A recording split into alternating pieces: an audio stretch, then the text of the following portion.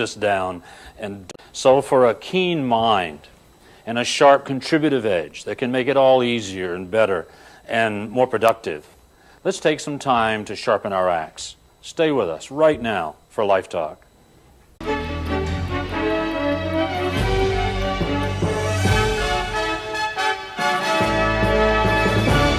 Oh, I guess newcomers here. Hi. You've either surfed to or purposely selected Life Talk. It's an essay series that we do every week on life living and making a living and sometimes loving.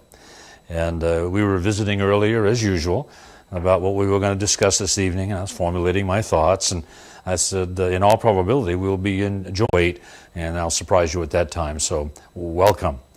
This evening, I'm going to touch on something that we have been visiting with people about for, a good number of years now, probably 15 to 20.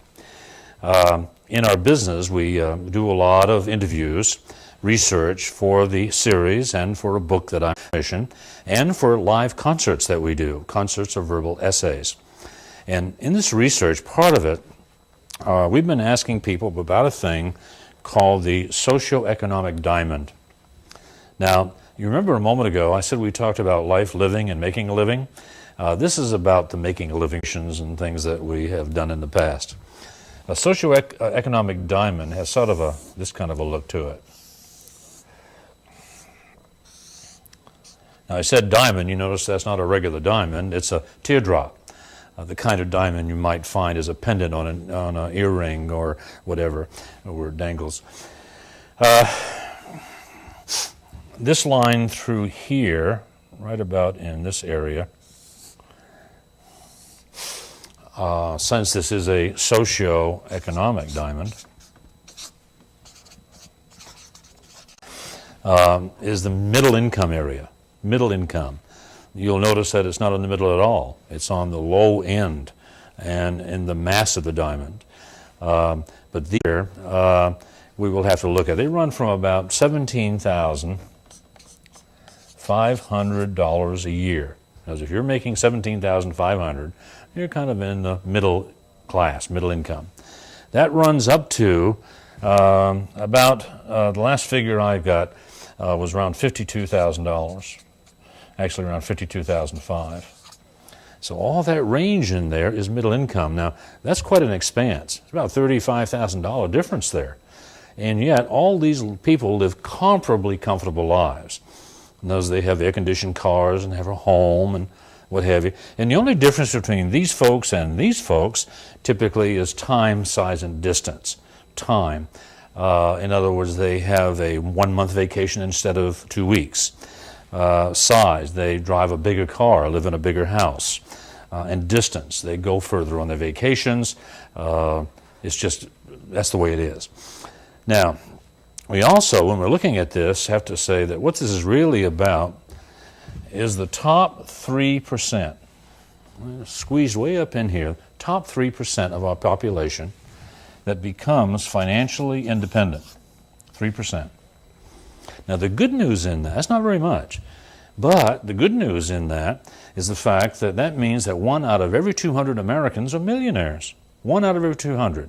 Now, if you don't know your share, it's kind of hard to imagine that. But then again, you may live amongst a bunch of them. But 1 out of every 200 Americans, which, by the way, falls well within 1/2 of 1% of the population. And so, and by the way, this is not an exclusive group in a sense. About 50,000 new millionaires every year, under the age 35, young people. And 90+% of all the millionaires are first generation, because they made it themselves. Contrary to some popular belief, it's not a matter of inheriting it or winning the lottery. These people have actually maneuvered their financial matters in such a way where they're first generation millionaires having made it themselves. That's encouraging.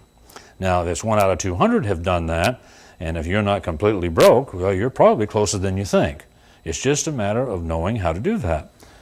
Another bit of information. Out of the 150,000 new millionaires every year, the new trend is women.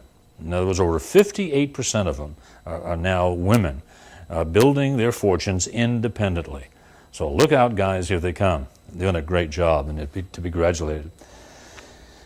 At the other end of the spectrum down here, there's 3% of our population that has absolutely nothing at all. Nothing. We call them the homeless people. These folks are eating out of empty dumpsters and living in concrete culverts and living in open fields. The tragedy of this in the last few generations or last few decades is the fact that a lot of these are women with their babies, untenable, and yet it's happening out here. One thing I've noticed too, since I'm right here visiting about this, I don't know how much time you spend talking to homeless people. It takes a certain amount of audacity, a certain amount of courage to approach them, because you really don't know how they're going to react. However, if you muster the courage to do so, you're going to be as surprised as I've been at the days that are out there on the street. Things have happened in those people's lives that have caused them to adapt until they've broken some barriers all the way down to the street. And it takes a lot of time and energy and a lot of love, a lot of attention to kind of get them back into the mainstream again. But that's part of what we do. I'm going to draw kind of a middle line down through here and split it, socioeconomic. And what I would like you to do,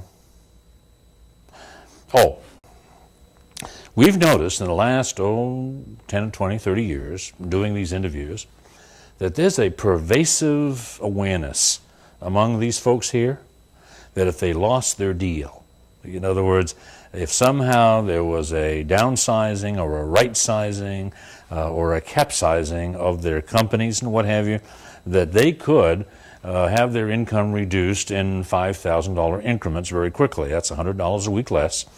Okay, and it wouldn't take them long to scoot right down through that whole system and maybe drop below the line. No question. There is so much anxiety in some lives out here that there are suicides, real serious depressions, Prozac being taken because of the stress that it comes in existing in here. It's sort of an awareness, it's a creeping awareness that what they've done is depend upon the corporation. Now, for a long time, we felt that the corporation was loyal, that it would provide a space for us and our family to provide a living for the rest of our lives, and then we'd retire. And granted, we'd get a watch, but still at the same time, we would retire and pick up our pension and our Social Security and phase our life out. It's not happening for a lot of people. I've had a parade of people who, even in their senior years, like say they're in their 50s and they've been with the company for 27 years and they're phased out and they have no medical benefits and no retirement. There's a parade of people out there like that. And when you see it, you think, oh my gosh, maybe it could happen to me. But it's serious. Now, it's not true the other way, by the way. If a person kind of collects himself and say, well, look, I'm going to do something about this, there's quite a ways to go. You got 52, 55, 60, 70, 75,000, probably right in here somewhere. 100,000 would probably be right in this neighborhood somewhere. Okay, and the other increments as you go. Okay? Now, what we've asked people to do, and I would ask you to do this in your mind. I mean, I can't reach out there and get all your dots. Dots? Yeah. What I want you to do is to kind of draw a dot, about this big, in proportion, dot about that big on that line where you have been the last year. So I take the last 12 months and what has been your income. For example, have you made about, say, $22,000, or have you been in a $30,000, $35,000 bracket? Maybe your dot would be right in here. Maybe you've made $60,000, your dot would be up here. See?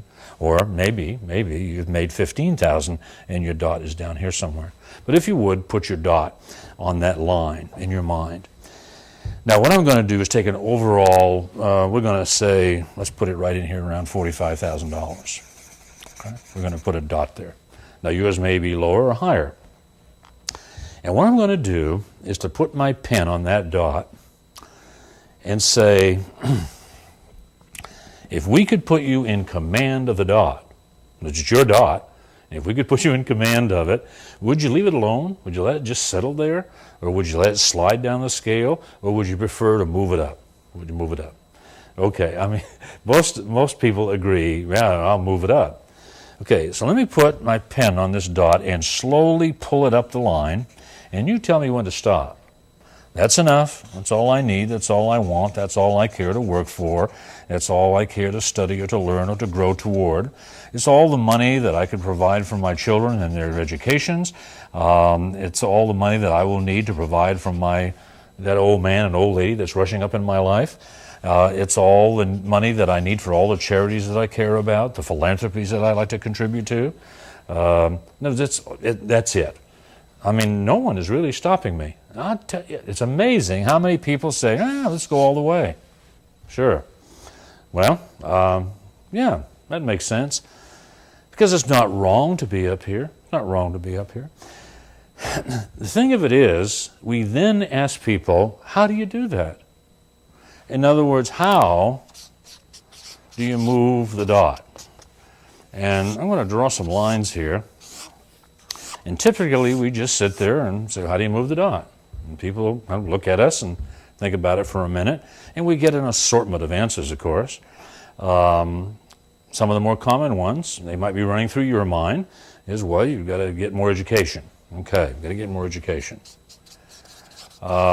Oftentimes, people will say, well, you got to work harder. Okay, so we work harder.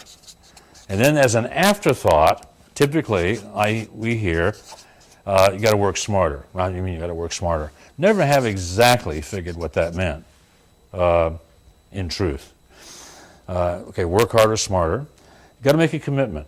Got to make a commitment, okay. You got to invest, all right. You got to have a good attitude. Okay, we'll put that down. You probably have others. It can go on and on, all these ideas. Let's see, what's some of the other ones? Let's see, we've got commitment and investment and attitude and work hard and get a good education. You got to be in business for yourself, some people say. Okay, you got to go into business. Some people have said, well, you got to marry it. Well, if you haven't done that already, you've probably blown that option. Some people say, well, you got to win the lottery. Well, good luck. No, that's about the answers that we get. Oh, and when we do find someone, by the way, that can give us these answers, we just casually draw 2 or 3 more lines, and they go into despair. Like, oh, geez, have I got to think of some more? You know, the fact of the matter is, we've had a lot of people in our life over the years, and I've noticed something. I've known a lot of people who are highly educated who didn't do it. So that's not the answer.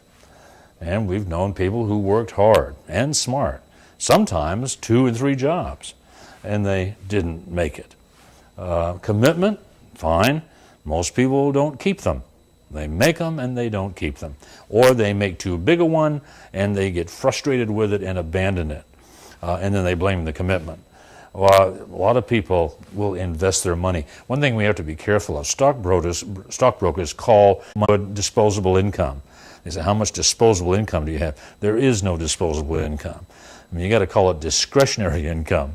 In other words, you don't want to dispose of any of it, but you'd like to have some discretion as to where you put it. Attitude, I tell you, it's been tragic, but they say the attitude is everything.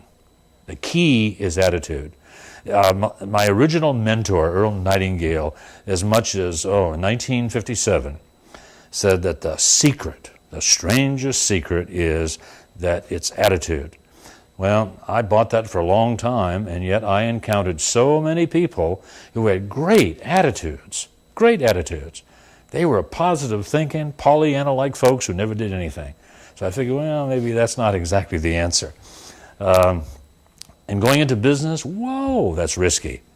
You know, 90% of all news and 90% of the remaining ones will fail in the next 5 for a net gain of about 3 to 4%. Does that ring any bells? Just a few. Actually, we'll run the gamut and make it up to 10 years.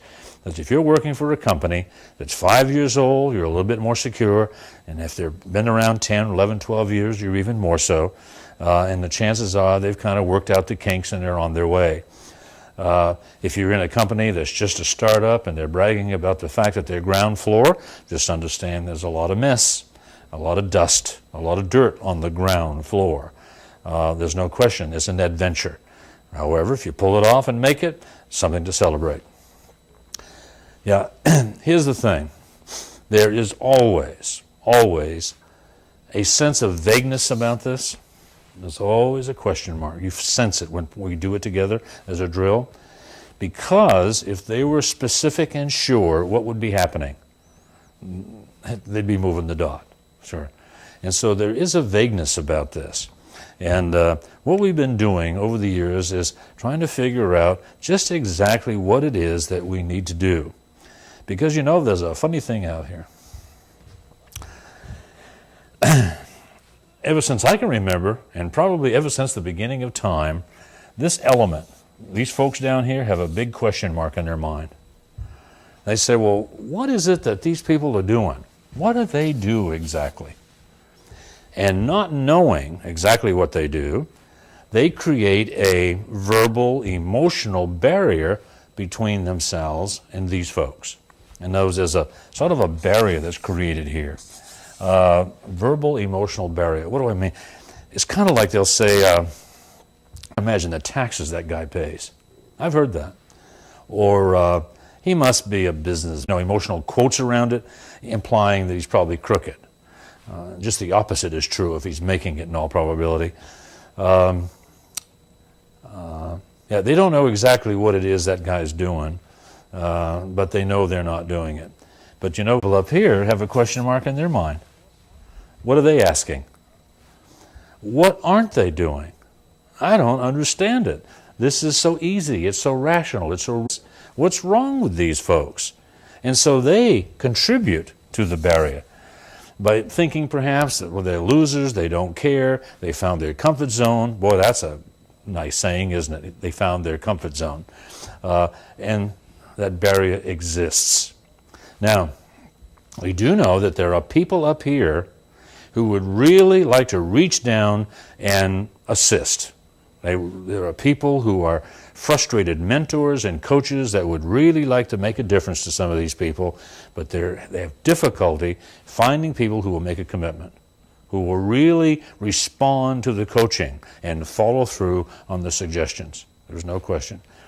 What we've been doing over the years, since 1957, is finding a way through this haze, this fog, this wall, if you want to put it that way, a way of chiseling away at it just a little bit at a time, hacking away, so that these folks can find a pathway through, and these folks can find a pathway to. Okay? These people need to get through, these folks need to get to. And it's developing ideas and concepts that can make that happen so that more and more people can be enriched.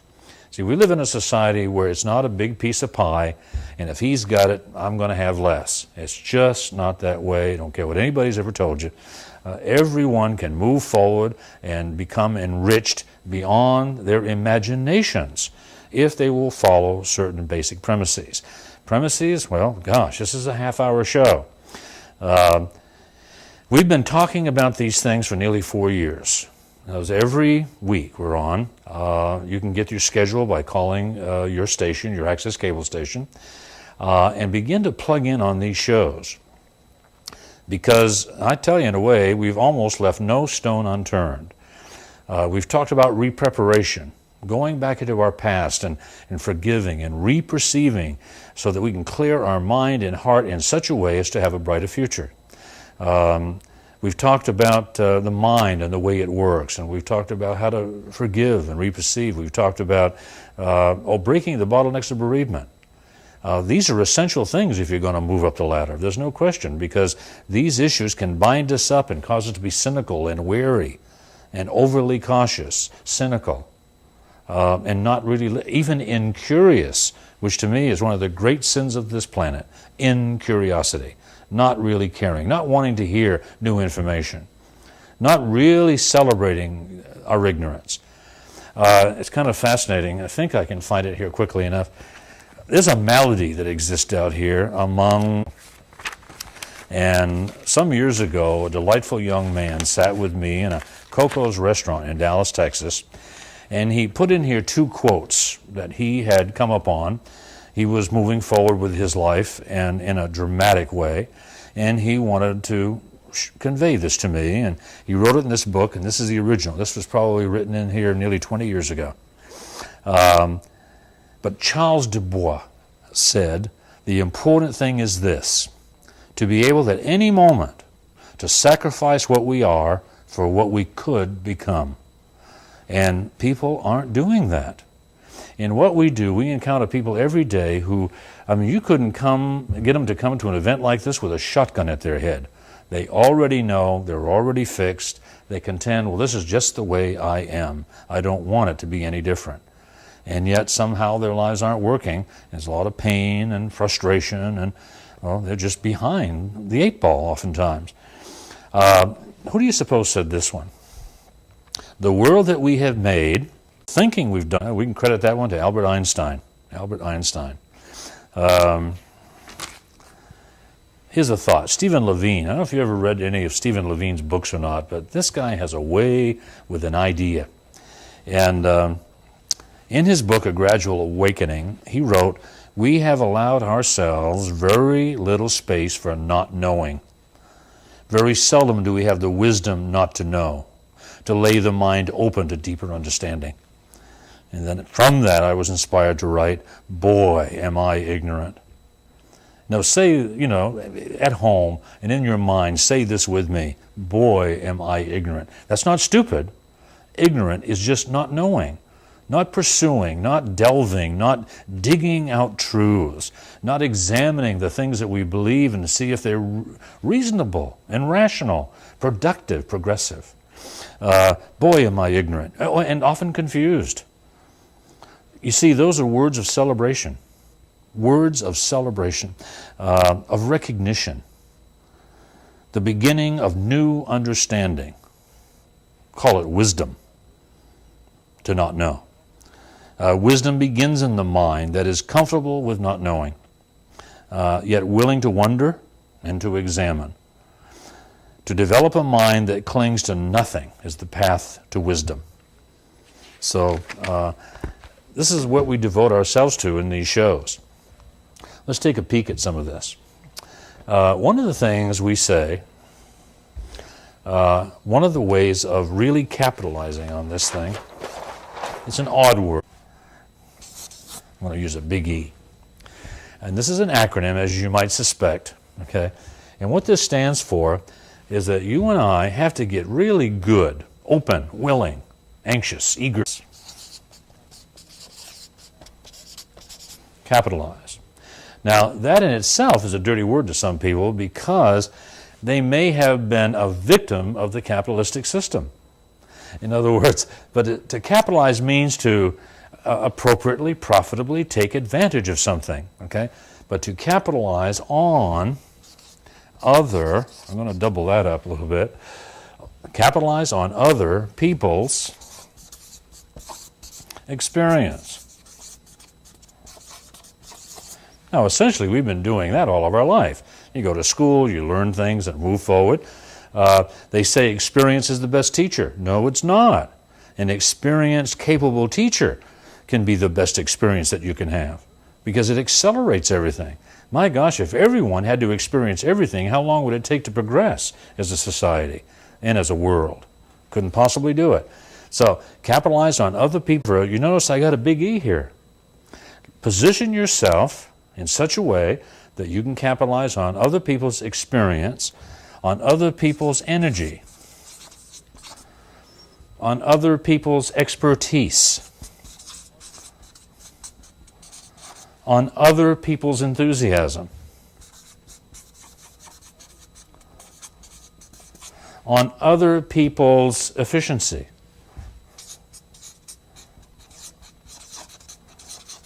on other people's effectiveness.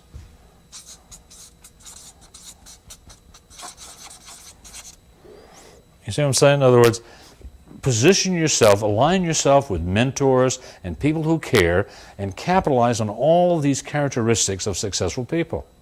For example, on their energy, on their expertise. How could you do that? That when they do what they do to succeed, that you're a beneficiary of that. And if you have any questions about where you might go to have that happen, don't hesitate to call the number you see in the credits on the show. And we'll be happy to call you and kind of direct you in a whole number of ways where you can do this sort of thing. Capitalize on other people's enthusiasm. Align yourself with people who have this quality, this divine madness. When people are enthusiastic, sometimes they're a little overwhelming. In other words, they talk a little faster and a little louder, and their eyes shine a little brighter. Their body movements are a little more jerky. But I'll tell you, there's a madness in that, and yet the Greeks who coined that word originally saw a divinity in it, because those were the people who got things done. Align yourself with this kind of people. And then efficiency, the appropriate utilization of time. Wow. This is probably one of the great faults of our society.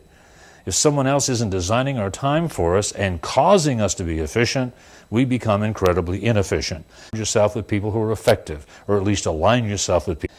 This is the kind of thing we talk about week in and week out, and we have a good time doing it. And I tell you, we're so terribly pleased with it. So if you're curious, don't hesitate to call, and we'll send you a couple of tickets to a live concert.